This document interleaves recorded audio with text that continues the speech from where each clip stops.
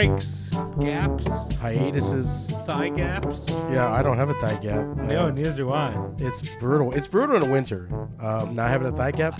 Or summer. I was gonna say, or not having. Yeah, like. Well, summer for chafing reasons. Yeah. Winter for static. Have you ever shocked your dick? No, I don't think so. I built up enough static electricity. Is my dick grounded? Good for you, buddy. I don't know. Good for you. No, I've never shocked it. I feel like I know what you're talking about though, like just a rub of fabric. That's what happened. I was wearing a certain fabric, and I was just fucking. I was like Electro in Spider-Man. I was one of those and unfortunately, the victim was my own dick as I went to pee at the urinal. So I unzipped. I thought the zipper was gonna take. You know how that you gave you. You touch metal. It takes care of the charge. Or it did disperse. Nothing. It did nothing. It just conducted it more. It gave you some extra electrons. Just zapped the head of my dick. And luckily there was no one in the bathroom at this Wawa. Because I was like, yow! It was almost like a cartoon yell. It was weird sensation. Did it get down on the ground and shake? No. I just go, yow, backed up, and then I had to pee. I really had to pee. Yeah. So I think I pissed all over the wall, though, initially. Because it's a dangerous situation. Pee and electricity. Oh, dude, it was rough. But yeah. You're your own third rail. Oh, my God. It was brutal. It was like honestly, my pee stream, I'm surprised it was like Electra. I don't know what I'm trying to say. Me neither. Electrolysis? Electrolysis? I don't know. Yeah, I was going to be like a electric eel. I feel like I'd still take a minor shock over thigh chafing from heat.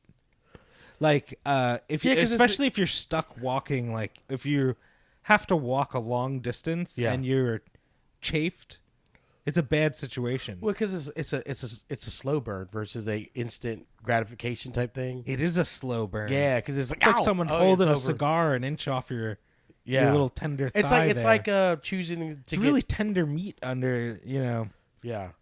Oh, you ever feel the inside of your This started out so graphic. It's just tender skin. You're like, it can't take much. Yeah. Can't take much rubbing, Yeah. That's what there's it's now like a hack joke, but it's true. Where they always talk about, I don't know why they always say, where if you're being like a wimp, you're a pussy. Because pussies can take a beating, dude. Whereas ball meat is the most sensitive meat that's ever existed. Yeah, but it's it's like the filet mignon of the body. It's like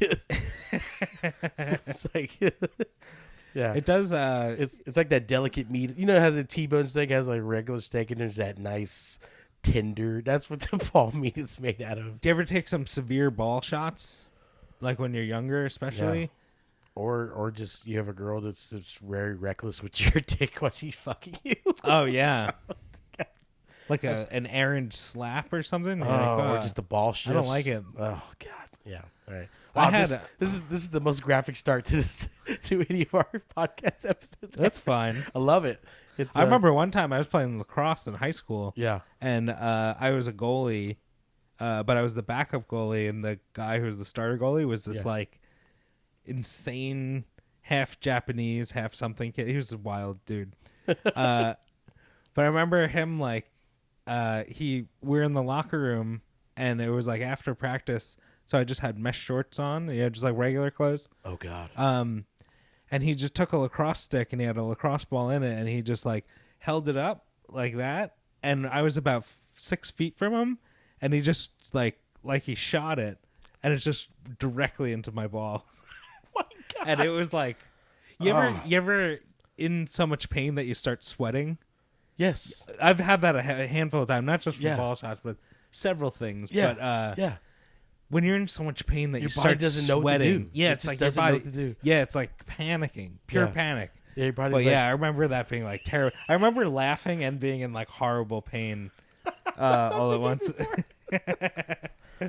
Oh God. Oh God.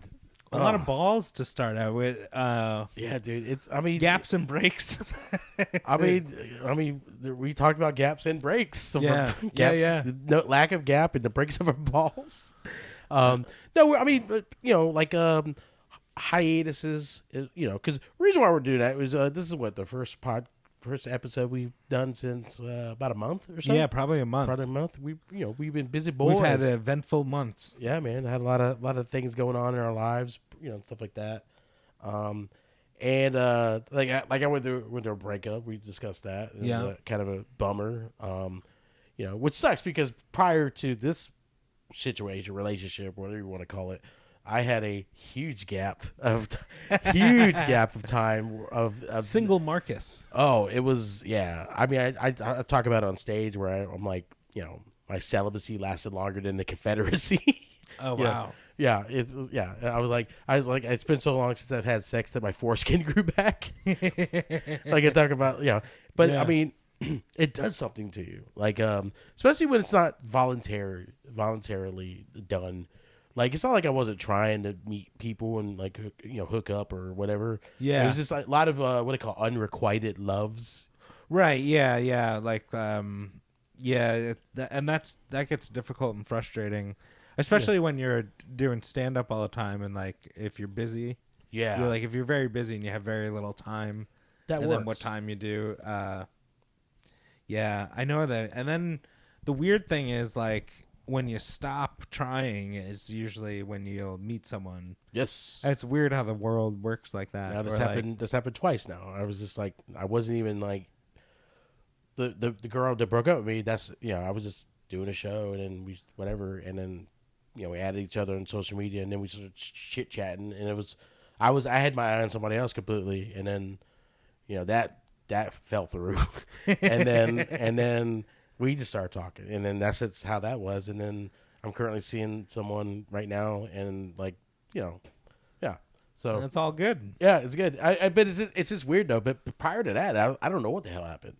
I don't like the term friend zone. I hate that term. Yeah. I mean, I jokingly use it in like bits and stuff, but I don't like the implication of it. I don't ever want to be someone's friend with the sole purpose of wanting to fuck them. What?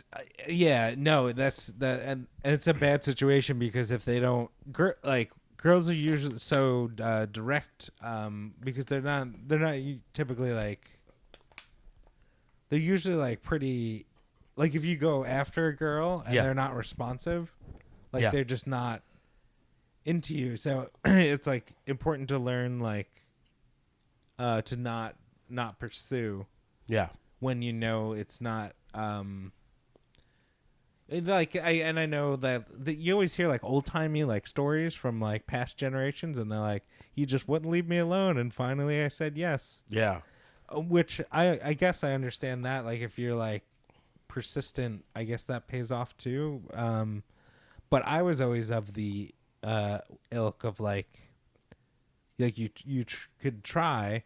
And if they're like no, you're like all right, and then you just move fucking along. You just keep moving, because it's like it gets sad and desperate, and it's like it never, it like I feel like that like hurts your status like as like a person, like you like lower your own status, unnecessarily for someone who isn't interested in you. Whereas like you could just kind of be yourself. And then someone will come along and it's like complimentary to you. Yeah. As opposed to you trying, it's like it just kind of clicks or works. Yeah, that makes 100% sense.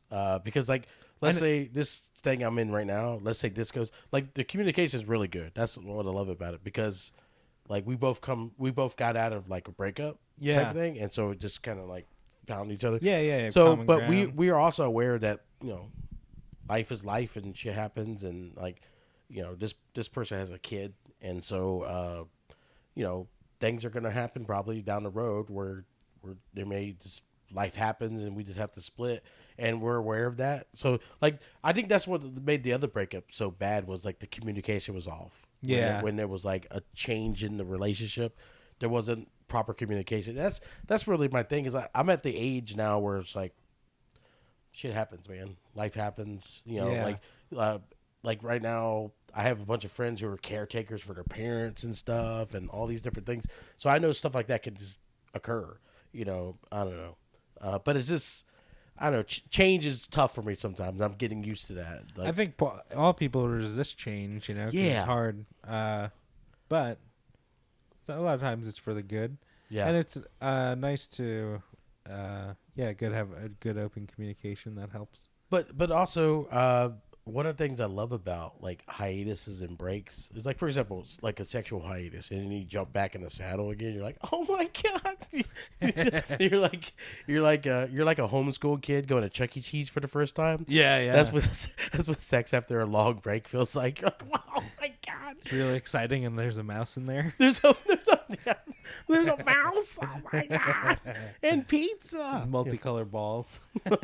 They're mine because they're yeah.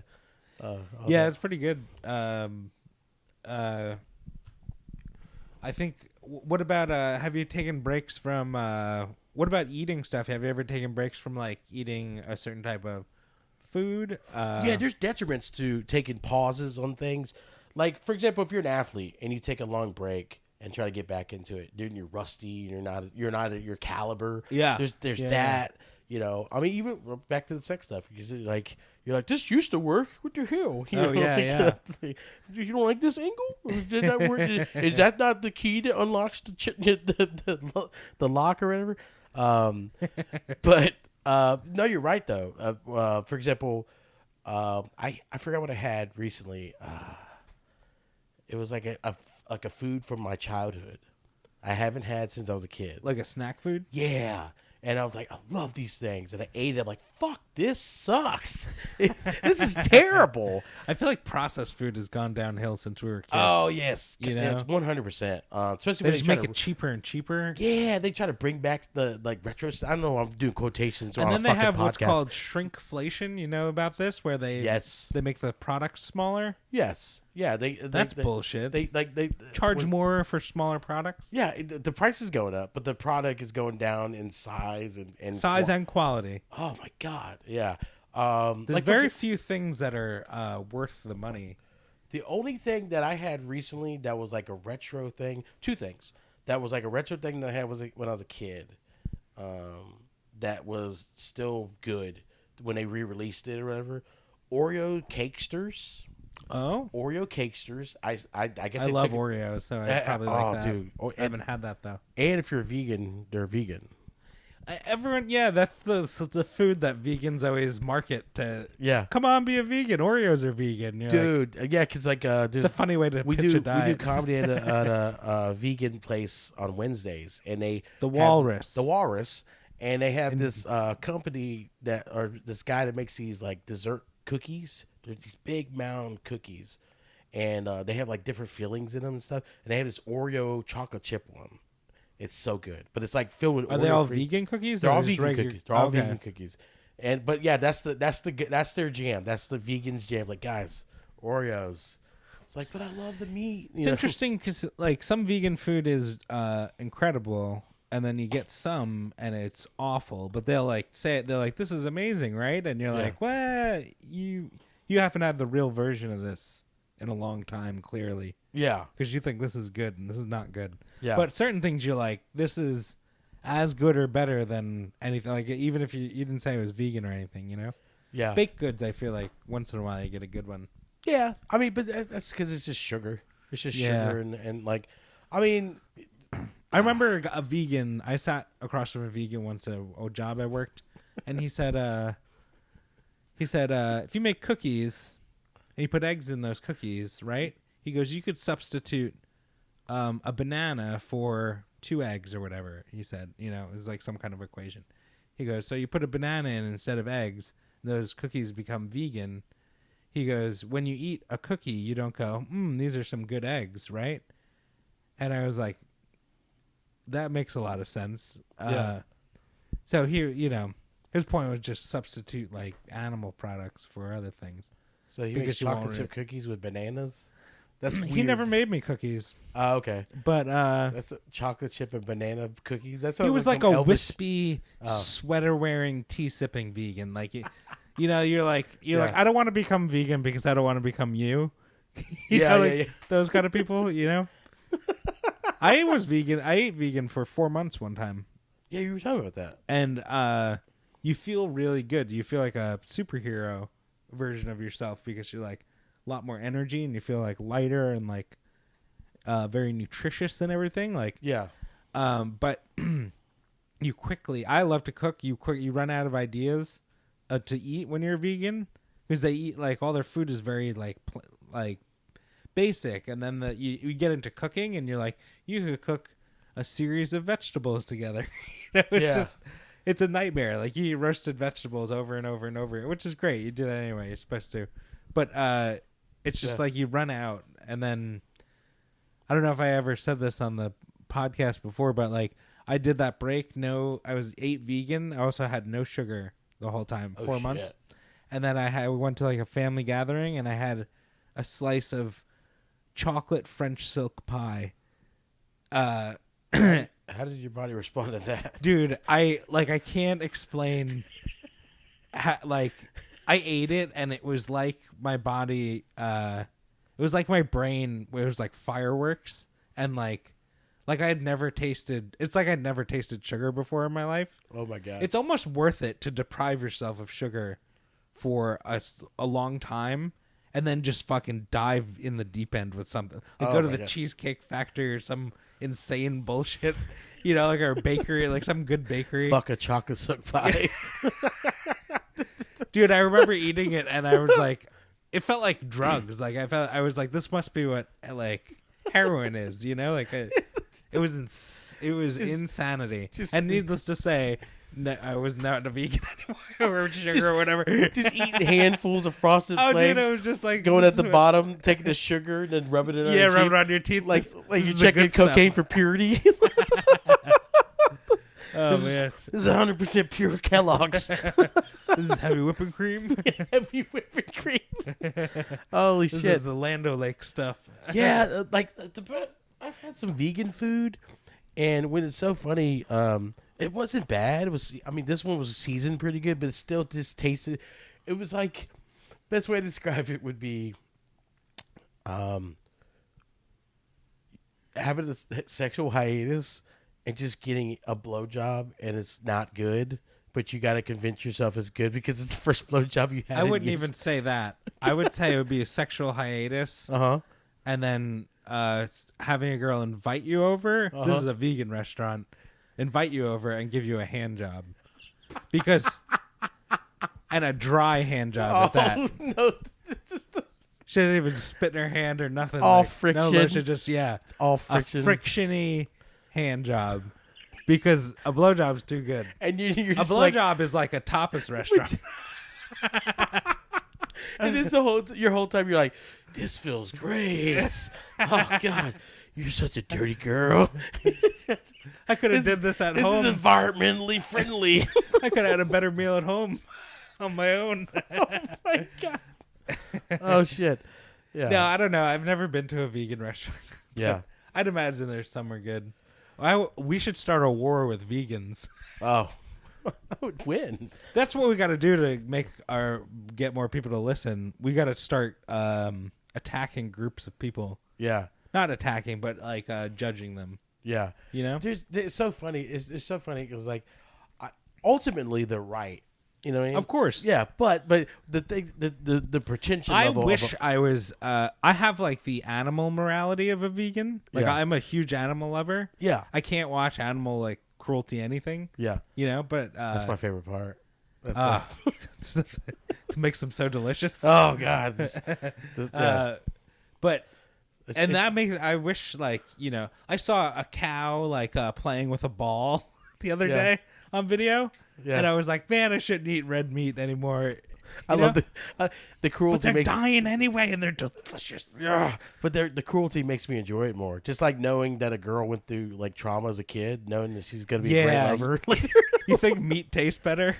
Yeah, like a damaged girls are better in bed. Yeah, because anytime like her dad left her, she's gonna be such a a hellion in the The sack. brisket's extra tender. 'cause Oh it was yeah, it's abused. just like, oh dude, I bet you he suffered to the very end. This is gonna be so tender. 'Cause it's so I have a bit about that actually, where I talk about like if you treated vegetables the same way you treat like meat, Yeah. like you snap a celery stalk over your knee, or like fucking choke out a head of lettuce. Like maybe I'll eat a mixed green. I don't know. Yeah. Just, I had a vegan bit. I had a vegan bit back in the day about how terrible vegan farts were. oh God. But more recently, I was trying to write a bit about how vegan food. They always want to this is turning into a vegan episode. Yeah. Second half. Yeah. They always want to turn their food into meat flavored and meat shaped. Oh yeah. You know, like it's kind of like diet food that's bad for you. It's like try this keto cake, you know, or this keto ice cream. Have this keto ice cream. You're like, what? Like, why? What do we do? Like, why? Like vegan sausage, and it's like looks like a sausage. Yeah. And it looks like meat, but it's just like whatever the fuck they put in it. The best for me eating like vegan chicken nuggets and like Impossible burgers, it's like fucking a fleshlight. It's cool. It replicates what I want, but I really want the real thing. Like, Yeah. I want that. I want that. You know. That's not real blood. Yeah. You know. Yeah, like they are weird. my fleshlight can't cry when I fuck it. You know what I mean? Like it just The only life raft I'll throw to vegans is soy riso, which is soy chorizo. You ever have that? Mm-mm. That's not bad. It's good. It's like because chorizo is so strong tasting, whatever the seasoning is. Yeah. So it's like you could put that seasoning on like tofu and stuff is not bad. Yeah, I've had tofu in like certain soups or like it just takes on the flavor of whatever you cook it in. I'm totally busting balls. I love vegans and vegan food. Oh yeah, no. Like I said, they're right, and then also, you know, it's just.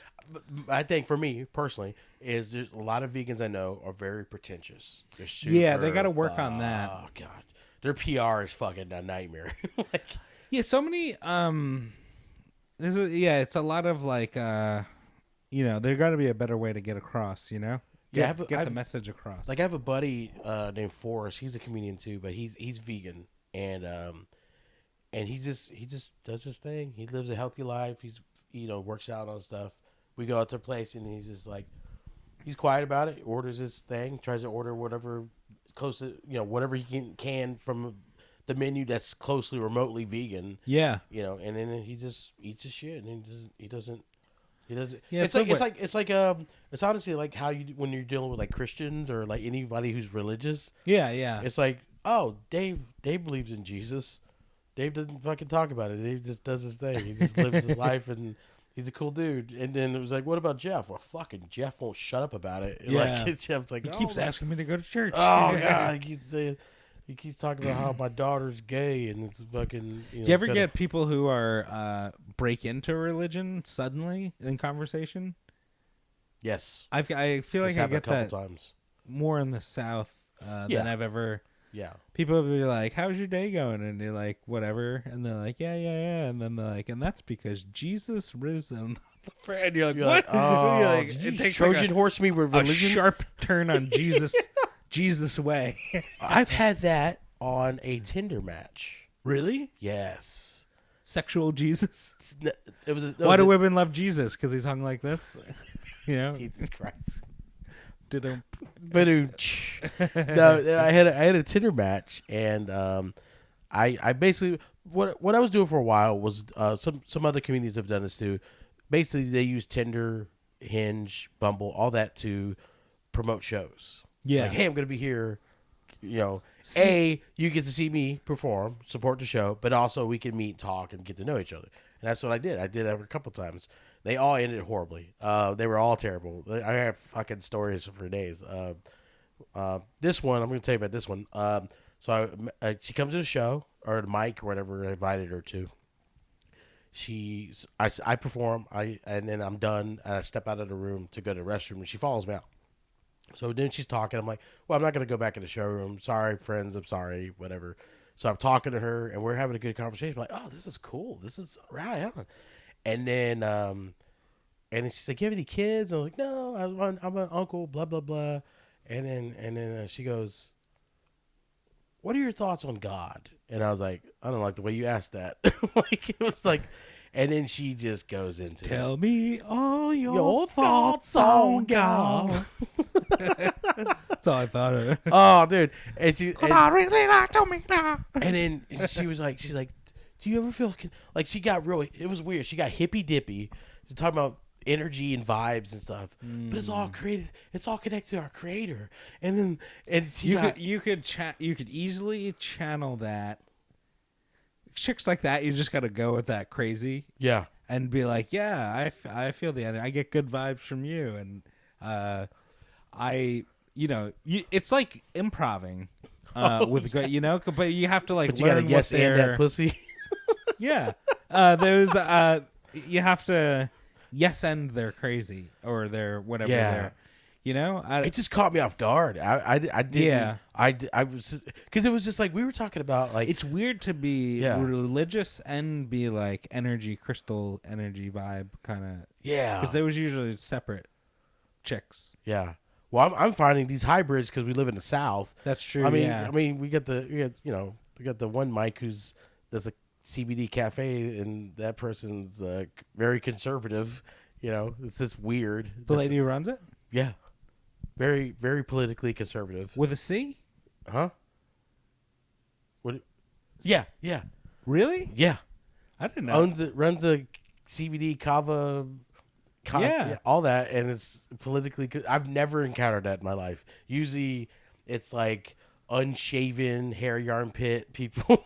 Like, Yeah. very They don't strange. strike me as the type. No, yeah, it's weird. It's a strange thing, and I'm meeting more of those people. I'm meeting these weird hybrids of like weird ideologies that shouldn't mesh together. Yeah. And yeah, it's very strange. Or maybe not shouldn't, but unusual. Yeah, it's interesting. It's interesting. That's fun. I think another thing too about we should do episodes on ideologies. yeah, we need to get we need to do the episode where we do like veganism and for like a week or something like that. We just gotta like Try the Yeah. episode that we do. we gotta like communicate when to do it so we can officially do it for like a whole week and then do the episode. Yeah. I'm down to do that. Yeah, because that was another thing that we had planned on doing, was like just adopting something for like a little bit and then kind of give it like the feedback, Yeah. almost like Dirty Jobs, kind of like a vibe. Yeah, that would be a fun.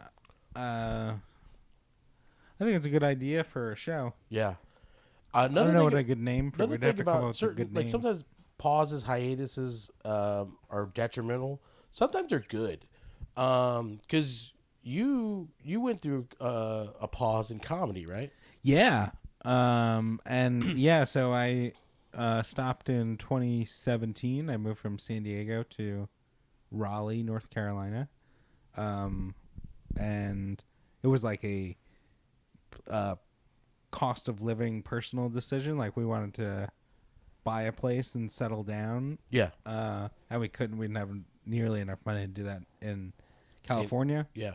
So we did that in Raleigh. We bought a place in Raleigh and moved there. And I had a very stressful job, and then where I lived was just like fairly far from any mics. Yeah. The closest one was actually Goodnight, Charlie Goodnight, Oh shit. which I went to. I went to an open mic and watched it one time, and then did a show. Like I did one open mic, but I just kind of like took a break because I was just like burned out, and it is good. It's like refreshing in one sense, like because you could kind of feel like a person, like in the normal sense, quote unquote. Yeah. No, it's understandable. But as like comedians, as you know, like you get used to hanging out with other comedians, and then so if you go from hanging out with comedians all the time, which I did for like 10 years or whatever, like 8 years before I left, doing that to go to regular people and like you hang out with regular people, it's like nearly impossible. Yeah, it's rough. You know, I find, you know, so comedians will always tell you a story about something embarrassing happening or something bad happening. Yeah. So, and because it's funny. Yeah. And that's what I was used to. Yeah. And that's what I do. Yeah. Like I will share experiences if they're negative. Yeah. But when you go out into the regular world, beyond comedy is this like insane bubble when you realize it, you know? And I think if you're in it too deep, you don't even realize it. Yeah. And you're like someone, you're like comedy famous, and they're like, people don't know who the fuck this is, you know? Yeah. But you don't realize it's just a bubble. You venture out to the real world, people tell fucking just positive, like uplifting, good thing stories about themselves. Like, so it almost comes across like braggy. Yeah. As one, and then two, it's just not funny. Yeah. And then it's just, you sort of like at the end of it, you always have to be like, oh, like good for you. Like it's like that's the reaction to everything. Yeah. My thing is, I find it challenging. Like that was the thing for lockdown for me. Like that was the only time in my life since I did comedy, and it's probably since I first started, where I had a long hiatus. I just was, once I got running and gunning, I ran with it, and then I was a forced stop, you know, that type of thing. Then I got back into it after lockdown because I didn't really go through a lockdown. So as soon as the shows came back, I was like, I'm in it, man, because I didn't go through a lockdown. I was delivering all your fucking sandwiches. There was a lot of people give me shit about doing shows. Yeah. And I was like, go fuck yourself. I was the one delivering your goddamn soup, you piece of shit. You know, I hate you. But no, it was, my thing was, then it was like interacting with these pandemic babies, and like there was like these improv carryovers, because improv comedy is so positive. It's almost like normies, like you were just describing. Yeah. I call people that don't do comedy normies. Yeah. But it's almost like that same vibe, the overly positive they're just energy. Like theater nerds. And I have a little bit of that. I have more than that than some comics. Yeah. But at the same time, I have snark, and I have cynicism in me because of stand-up comedy, or just growing up in that world, growing up in like being around petty people, that type of thing. Yeah. So you're listening to the story like, this fucking story sucks.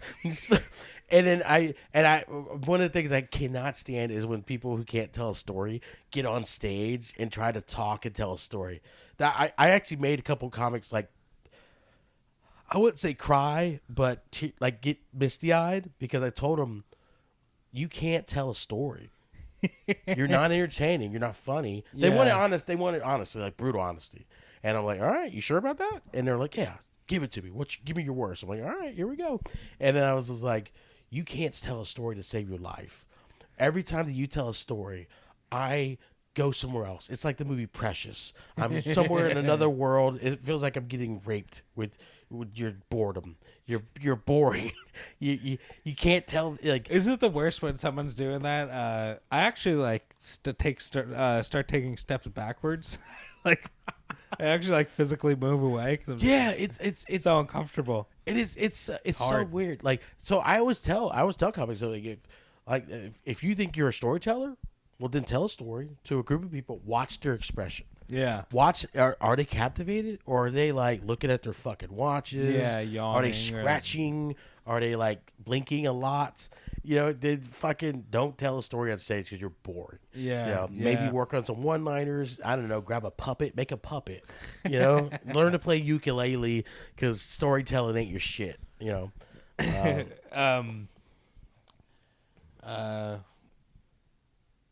What other gaps or breaks? I don't know. Sometimes the gap is necessary, because it shows you, like, you just, whatever you were doing wasn't what you were meant to do. You know, like, for example, I don't play video games, and I don't really regret it. I went through a huge gap of like not playing video games. The only time I play video games is like fighting games, but even then, the controllers now are so different. Oh yeah. I'm used to the old fucking Nintendo or like the N64 controllers. Now they got like 17 buttons on there. Like, what the fuck do I need 17 buttons for? Oh yeah. Just give me A, B, up and down, dude. Just give me that. That's all I fucking need. You know, and it's just I've literally become an old man. Like when it comes to, I'm like, yeah, damn it. When did that happen? But I just my thing is like, I don't. There's not really much in my life where I need to be good at video games. Yeah, it's not very beneficial. Yeah. I'm not a gamer by any means. Yeah. But I gave my PlayStation 3 to my nephews. Mm-hmm. And I bought a PlayStation 4, a used PlayStation 4. Yeah. This was, mind you, PlayStation 5 is out. So this was made in like 2012 or 2013 or whatever. And I got it, and I got a few games and everything, and I played it a few times, and I'm like, I don't like video games. Like I just don't like them. You just learn what doesn't need to be in your life anymore. Yeah, se. yeah. Like it's good to have it around for your nephews and stuff like that. Yeah. It's like that with my niece and nephew. They have a Nintendo Switch. I'll play, and those are more fun than. Yeah, I think the functionality on the controllers is easier. Or it's for like me. just patterns, you know. Yeah, they have very they have very simplistic controllers. Yeah, yeah. I like that. That's what I like. feel. The Wii was like that too. It's video games are too complex, and and also like they all have like stories and shit, and I'm like I can't get into any of that. Well, another thing too. I think gamers would hate us. No, but I mean, we should do an episode about gaming. Oh, dude, yeah. This is what we need to do is just pick a popular topic like veganism or gaming and take a stance against it. We just take a stance against whatever the thing is and just make people literally angry. like a debate. Yeah, yeah. It's no, but like you're right though. I think the reason why the games have to be more complex now is most gamers are autistic or something. Yeah. Like there's some mental OCD thing, something going on there. It's like crazy stimulation. And now people they have like that Twitch where people just watch other people play video games. Yeah, and that's insane. It's like Patreon. Talk about like you could argue like playing video games is a waste of your time. Yeah. But watching someone else play video games, that's my favorite thing. Like if I have to do anything video game related, I suck. That's another thing I think more so than anything why I don't like video games is I'm not good at them. Yeah, it's like I'm so bad at them. It's like for example, like when doctors come into an open mic and they try comedy, and they get frustrated because they're not immediately good at it. That's how I am with video games. I'm like, I'm gonna throw this controller at something. All right, so what I'm gonna do is I'm not gonna play. I'm going to watch this person who's actually fucking good, so that way I can actually watch the fucking storyline. Because now these video games are like movies. They're like, it's unbelievable. To the point where they actually get like actors, and now they're even creating characters with the actual actor's likeness. I have a game for this PlayStation 4 called God of War. Yes, and that's like a highly regarded game. You know, people always say it's good. Kratos. What? Kratos. Kudos? No, Kratos is the main character. yeah. Kudos are so good. I would love a box right now. That sounds good. Yeah. So I played it. I played about 15 minutes, I want to say. Uh-huh. And this is like, the introduction where it just has you like do basic shit. So you're learning the controllers.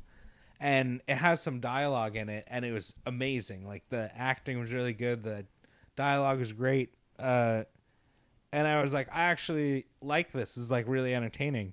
And I got to like the first like regular enemy, whatever guy. Yeah.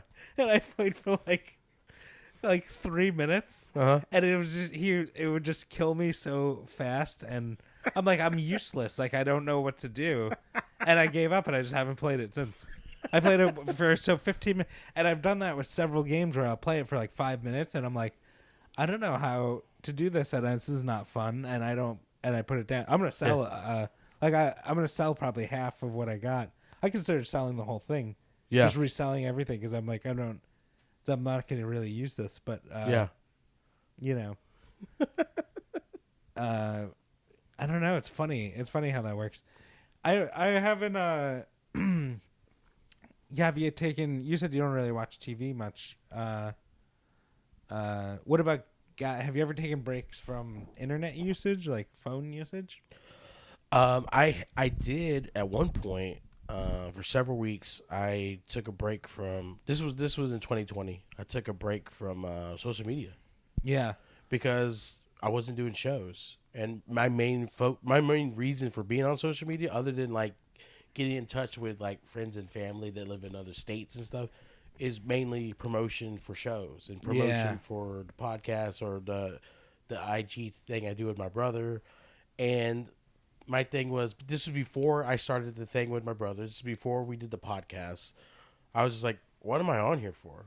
Yeah. Because people were fighting about, this is around the time people were fighting about the Black Lives Matter, the Oh, George yeah, Floyd yeah. stuff and gun control and like the politics stuff. And I was just like, there's no need for me It to was be like on here. too much. Yeah, It was that too was like much. a really because fever- everyone was inside and they had nothing to do but just argue fight and- online. Yeah. And I was like, fuck this. So I got to stop motion Oh, animation, you know? And that's a benefit of like of a pause or a gap in something, is like then you develop other hobbies when you find Yeah, out there's skill something or you something. like. Yeah. And then through that I actually got a friend of mine into stop motion. Oh, cool. Yeah, so she like, and she's really talented. She actually listens to the podcast. What up, Joan? Joan Man. Joan of Arc. Yeah, she she's very very skilled, very talented, very. She made these like felt creatures, Yeah. little things. Like for my birthday last year, I did a show near her because she lives in Gainesville, and she made me a basket full of little felt cuties. It was like little lollipops and cakes with like gummy bears on them, and they had like smiley faces and stuff. And Oh, she made nice. them out of felt, and then she would make little stop motion videos with these little felt creatures and stuff. Where Oh, they're like yeah. opening up, moving around, and stuff like that. So that was cool. Like that's always cool when like you get into something and then someone else finds a passion through it, and then they like I haven't made a stop motion video in a minute, but she has still continually does it, and now she's branching into other stuff. But like it kickstarted her creative process because she had hit it like a plateau. So that was pretty cool. I did a thing with that with my buddy Adam, who listens to our podcast, or at least he used to. Yeah. I don't know if he still does. If you're listening, what up, Adam? What up?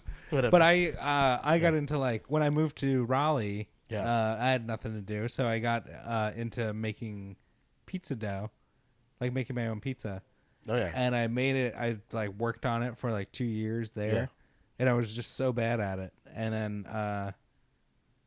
but I kept trying, and then I got this book that helped a lot, and I started making it. I started getting better at it, and then Adam was telling. I was talking to him one day, and he was like, "Man." He's from Long Island also. Yeah. And so he was just like, man, pizza's so expensive here. I can't get good pizza. And the only good one I could get, it's like $40 for a regular large pizza. Jeez. And he's like, and it's like him and his wife and 2 kids. So he's like, they're spending like so much money. So as a gift, I got him that book, of how to make pizza. And he got like real into it. And then so we share recipes and cook back and forth and shit. Yeah. Send pictures. His wife is vegan, so he does half his pizza, like whatever he does. Like sometimes pepperonis, sometimes cheese, but she just does like tomato sauce and crust. So it's like a tomato pie. Oh shit! Not even like the vegan cheese or like whatever? Just nothing. Oh wow! Just gotcha. I mean, I can't really fault that. I can't fault that too much because me and sauces and stuff. I'm not a big. Yeah, you don't like. Yeah. So well, speaking of that, I saw that Japanese barbecue sauce in Costco.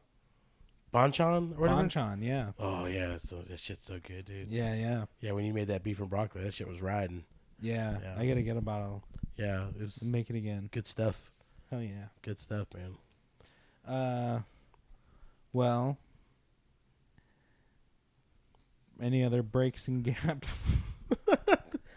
No, I mean, I think we covered get relationships, personal friendships. There's like sometimes there's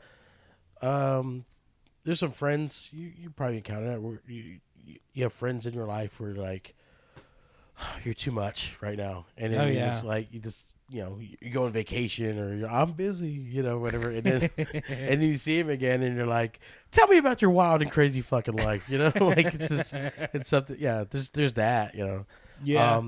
But I mean, I think depending on what it is, I think gaps and breaks are good. You just need a pause. You just need to stop. Like if it gets too much, you just need to take a breather. Yeah, Yeah, that's that's one of my biggest observations of like is like just especially nowadays, just too yeah, much going on. Just find a way to slow down. yeah. Is a good And healthy then thing. you kind of get a really good indicator of who you are at that moment. Now, like for example, I found out I don't really want to be a fighter anymore. Like I don't want to be a fighter guy. I don't want to be that. I had Yeah. a scary moment Monday. So I was at Rain Dogs and I got called up and I went to hop over to the little. I don't know. You've been to Rain Dogs, right? Yeah. So they have that little ottoman thing that's usually in the front of the stage. Yeah, The yeah. little rectangular seat thing, whatever. And I went to hop it, and my foot dragged, and I fucking face planted onto the stage. Oh. Hit my knee, bam! I'm still sore. And I got up, and I just laughed about it. Like, I was super embarrassed. Adrenaline's rushing. I'm in pain. My knee's hurting, but like my body's like, nah, the show must go on. That whole thing. Well, I'm trying to go into my set, and this guy walks in the room, and he just starts heckling immediately. And I lost my shit on this dude. I was like, get the fuck out. Dude, I turned into a metal singer. I was like, get the fuck out. But get the fuck out. Open this fucking dude up. Yeah. But the thing was, I did it in front of some like more influential people, newer people in my life who they'd never seen that version of me. Yeah. And they were like, I was worried about the fall, and then you got all real scary with that guy, and they were like, are you okay? Like, they were worried for me, for my safety. Yeah. And it felt bad. I felt bad about it, like real bad about it. And I was like, I don't know if I want to be that guy anymore. Because I was okay when I was in my 20s, but there's comics that talk about it all the time. You turn a corner in age when you fall, and it's not funny. Yeah. Boom, and everyone just got worried. It wasn't hilarious. I heard a couple people laughing because I'm in the mindset initially. Yeah, falling's usually It's pretty funny. It's pretty fucking Yeah. funny, unless you're old. And I was you like, just feel it. Yeah, once you're old. Yeah. yeah, But but if you're like real old, but most of the room, crack a hip. most of the room, especially these newer people that are like comics and some people that are regulars and stuff, they were just more worried. And then the anger thing even worried them more. Yeah. And I was like, ooh, I don't like this.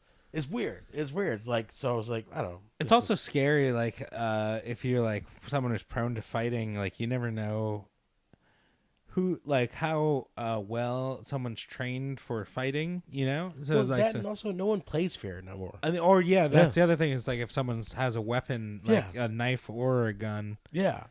when you like, you could like take a swing at them and they just pull out a gun and shoot you, Yeah, and that's what someone said. and They're you're what like, if- Jesus, They're like, what if he had a weapon? And years ago, I'd have been like, I don't give a shit. I'm ready to die. And it was just like, now I'm just like, I don't know, getting shots sounds painful. yeah. I don't know. It was interesting, but like, Ugh, yeah, it's But- scary. yeah, it was embarrassing. I was embarrassed, because like that's another thing is like, a while back I got onto another comic for fighting in the show that same room. Yeah. And there I'm ready to go. Now everyone was making excuses for me. They were like, "Well, you fell, and adrenaline." Did he heckle and you went at him right away? No, he was just. I don't normally attack hecklers at Yeah. all. And I even gave him like where I just stared at him like, all right, or whatever, and then I moved on, and he just kept coming at me, But my thing is like, I'm getting too old to be getting into that shit. You know what I mean?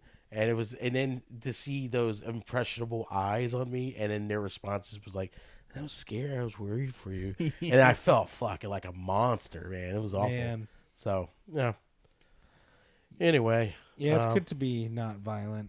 yeah, it's no fun. It's no fun. It's dumb. It's not fun to be dumb, but it is fun. It is. It is fun to crowbar Catchphrases. Crowbar that guy. I crowbar that guy in his head. Yeah.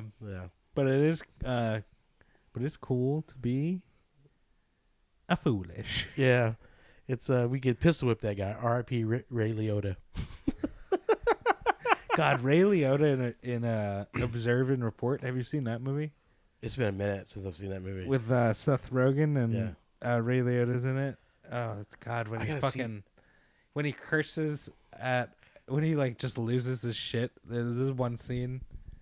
Oh man, it makes me laugh so hard. I gotta see that because I honestly didn't watch the mall security movies because they both came out at the same time. You worked mall security. I know, but God! But it was like they were like making light, that.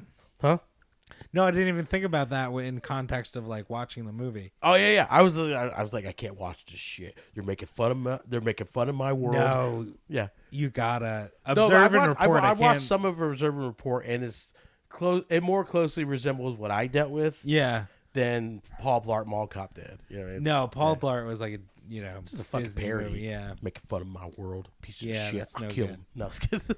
No, Observe and Report is like really dark and really funny. It's so funny. Everyone's like, "Oh, it's really dark." I'm like, "That's what I dealt with." Yeah, like I remember there was a scene with a flasher. Yeah, I had a guy that was like jerking all over the parking lot. You know, and just had to watch him on camera. Yeah, dude, this is like just right in your wheelhouse. It was a fucking documentary for me. Yeah, the scene with the skateboarders. I do remember more about it. I remember the scene with the skateboarders. Yeah, where they hit him with the skateboard. We did that. Yeah, we drove a golf cart and fucking tackled skateboarders. They got into a fight and they ran off, and then like we fucking followed them and detained them, quote unquote. I saw a gnarly video with skateboarders fighting with some guy outside a restaurant. Yeah, did you ever see that one? I've seen a couple. I don't know if I've seen. It was on like one. Reddit or something. Yeah, but it was like a guy like fucking with a guy and skateboarders like arguing or whatever. Yeah, and he swings at a couple of them, and I think he even punches some. Oh shit. And then he like kind of walks a few feet, and this dude comes up with a skateboard and like swings at him, and the guy falls down, and then the guy takes the skateboard like full swing and hits him like with the wheel, truck. Oh shit! Wheel. Like a hammer. Oh, dude, it's brutal. Wow, brutal looking. What is that? But yeah, skaters. I don't know. They sworn. There's always a group of them, and they have skateboards. Yeah. No, they I've had them. I had them trying to threaten me, and I was like, "Fucking do it!" Yeah. That was what was your nickname? With the pregnancy ones. No, dude, what was your radio call? Oh, Bravo 5. Bravo 5. I thought you were talking about the pregnancy. Bravo 5 versus skaters. Oh, dude, Bravo 5 was ruthless, dude. Yeah. But I was like, he's just a skater boy. He says, "See you later, boy." He wasn't. Just doing Avril Lavigne lyrics. Hell yeah. That's a shitty way to end this. Let's put on a red tie. Oh, yeah. And I'm edgy now. I dress like I work at TGI Fridays. Where's all your flair? Your flair. You want to do the minimum piece of the flair, or here at Tchotchke's? All right. Well. Yeah. Goodbye. Oh, you want to do the? Oh, what, the love of stupidity? Yeah. Whatever. We can do it. Yeah.